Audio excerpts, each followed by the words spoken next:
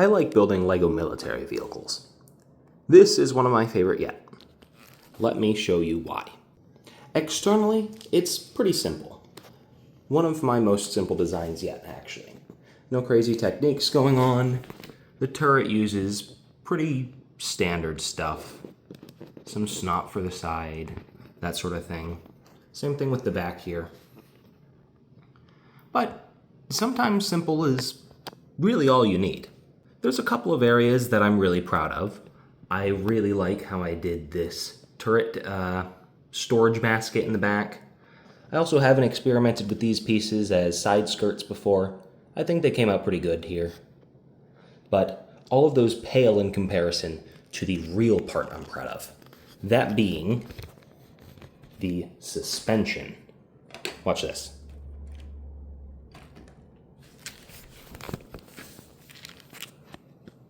This suspension system is completely my own design. I'm very proud of it. It took a lot of trial and error to get it working, and a lot of duplicate pieces I had to order on Bricklink. That being said, I'm very proud of how it came out. Let me show you how it works. I've removed the side skirt, and maybe now you can kind of tell what's going on under there. Ignore the blatantly orange piece. You can probably tell that I'm using two of the single wide tank tread piece. This one right here. Oh, I dropped it. But let's rip a little bit more off the top and show you exactly how I'm getting this to work. Here is an extremely disassembled version of the same suspension system. As you can see, well, it's a little harder to move without all the stuff on the top, but it still goes over all of the, well, you can tell. It still goes over this on every wheel. And that is because of the very intricate and elaborate system of rubber bands here connecting with these Technic. I can't really remember the name of these pieces, but these pieces.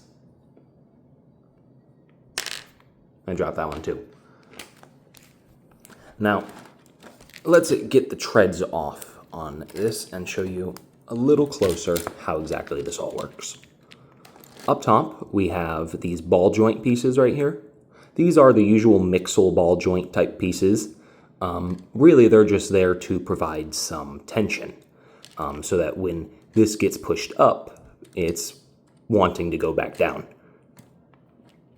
These pieces are connected on the bottom through a system of whatever the hell these things are called, these plates with the Technic pin slot. And each and every single one of them is susceptible to rocking under the suspension.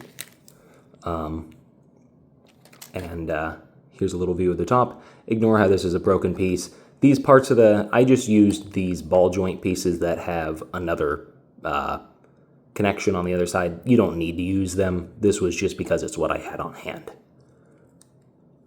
In the back, I have some gear pieces. It's kind of necessary to turn and also keep the treads in place. And up front, I just have two dummy, I guess, roller wheels. These don't really do anything. It could be gear pieces. It could just be, I mean, they don't really need to do anything. You may have noticed that I'm using these single wide pieces like I showed earlier. I could have used the 3 wide that are usually seen in LEGO tanks. These pieces, one second. These pieces, but I was going for a more thin look. There's some alternative LEGO companies out there that also offer basically the same thing as these single ones, but 2 stacked together. I think Brickmania, as overpriced as they are, sells a bunch of these for a heaping gob of money. Obviously, I did not go with them because it was cheaper to buy double the amount of treads that I needed and just double them up instead of buying Brickmania ones. But if you have some of those on hand, they will work just as well. And that is how I gave this tank one of the coolest suspension systems ever designed for a LEGO tank. If you'd like to see more, please subscribe. I'll be making more videos very similar to this one. I've got quite a few different designs of suspension-like things. I've got some helicopter stuff coming, and I've got more that, if you're into military type stuff in Lego, I think you might find very cool. All right, thank you. See you next time.